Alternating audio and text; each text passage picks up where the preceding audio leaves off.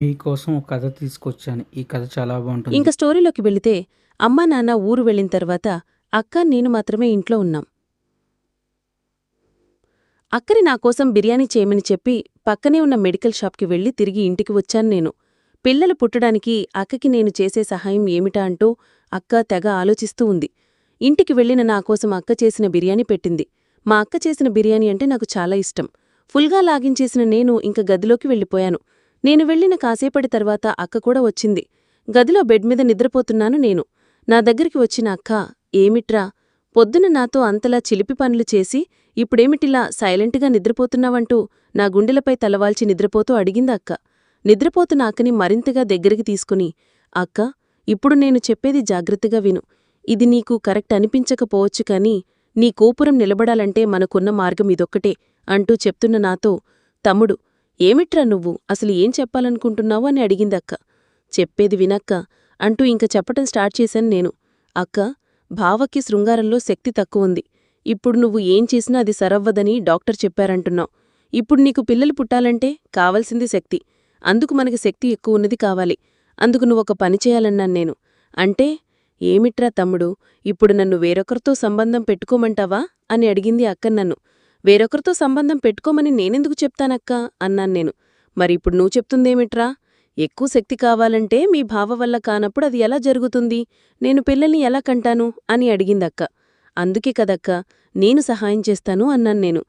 ఉంది అందుకే కదా అని అన్నాను. అందుకు అక్క, తమ్ముడు, అసలు ఏం మాట్లాడుతున్నావు నువ్వు? నాకేం అర్థం కావటం లేదంటూ నా గుండెలపైనుంచి దూరంగా జరిగిందక్క. అలా దూరంగా జరిగిన అక్కని నేను దగ్గరకు తీసుకుని తన కళ్ళల్లోకి చూస్తూ, అక్కా, నేను చెప్పేది ఒకసారి విను. ఎందుకు ముందే అంతలా ఆలోచిస్తున్నావు అంటూ తన మొహాన్ని పట్టుకొని, ఇందాక నేను మెడికల్ షాప్కి వెళ్ళి అక్కడ్నుంచి నేను నీకోసం ఒకటి తీసుకొచ్చానన్నాను. మెడికల్ షాప్కి వెళ్ళావా? నాకోసం ఏం తీసుకొచ్చావు అని అడిగింది. ఇది ఎన్నో చోట్ల జరిగేదే. ఇప్పుడు కొత్తగా మనం ఏం చేస్తుంది కాదు. కాని ఇది బయటికొస్తేనే కొంచెం ఇబ్బందవుతుంది. బావ ఇందుకు ఒప్పుకుంటే మాత్రం మనమందరం సంతోషంగా ఉంటామని చెప్పాను నేను. అందుకు అక్క ఏం మాట్లాడకుండా నా కళ్ళల్లోకే చూస్తూ ఉంది. సరే తమ్ముడు, ఏమిటో చెప్పు అది అనిందక్క. నీ లోపలికి శక్తిని ఎక్కువ పంపిస్తే సరిపోతుంది. నీలో లోపమేం లేదు. అలాంటప్పుడు నువ్వు భయపడాల్సిన పనేం లేదు. అందుకు నువ్వొక పని చేయాలన్నాను నేను. అక్క నావైపే చూస్తూ ఏం పని చేయాలి తమ్ముడు అని ఆశగా అడిగింది నేను. అప్పుడు నేను ఇందాక మెడికల్ షాప్కి వెళ్లి తీసుకొచ్చిన విజిటింగ్ కార్డిచ్చి, రేపు మనం ఈ హాస్పిటల్కి వెళ్ళి ఒకసారి కలుద్దాం. అక్కడ వాళ్ళు ఐవీఎఫ్తో నీ లోపలికి శక్తిని పంపించి పిల్లలు కలిగేలా చేస్తారన్నాను. అందుకు అక్క కాసేపు ఆలోచించుకుని, తమ్ముడు, ఇప్పుడిదంతా జరిగే పనే అంటావా? వేరొకరి శక్తి నాల్లో పంపించి పిల్లలు కలిగించుకోవడమంటే అది మీ బావ వల్ల కాదని తెలుస్తుంది కదా అని అడిగింది. బావల లోపమున్నప్పుడు మరి మనమింతకంటే ఇంకేం చేయగలమక్కా? ఈ విషయంలోనే కదా నిన్ను బావలొప్పించమనేది అన్నా నేను. ఇలా ఎవరో బయటవాళ్ల వల్ల పిల్లలు కలిగించుకోవడమంటే నాకెందుకో ఇది కరెక్ట్ కాదనిపిస్తోంది తమ్ముడు అని నా గుండెలపై వాలపోయింది అక్క. అక్కని దగ్గరికి తీసుకుని, ఇది ఈ రోజుల్లో చాలామంది చేస్తున్న పనే అక్క. ఇందులో తప్పేం లేదు. పిల్లలు పుట్టటం లేదని మరొకరితో సంబంధం పెట్టుకుని మరీ పిల్లలు కనే కన్నా ఇది చాలా వరకు బెటర్ అన్నాను.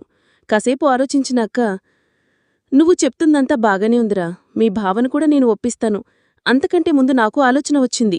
అలా చేస్తే బాగుంటుందేమో కానీ అంటూ ఆగిపోయిందక్క. మా అక్కకి వచ్చిన ఆలోచన ఏమిటి, ఆ తర్వాత మా ఇద్దరి మధ్య జరిగింది ఏమిటి అనేది నెక్స్ట్ పార్ట్లో నేను చెప్తాను.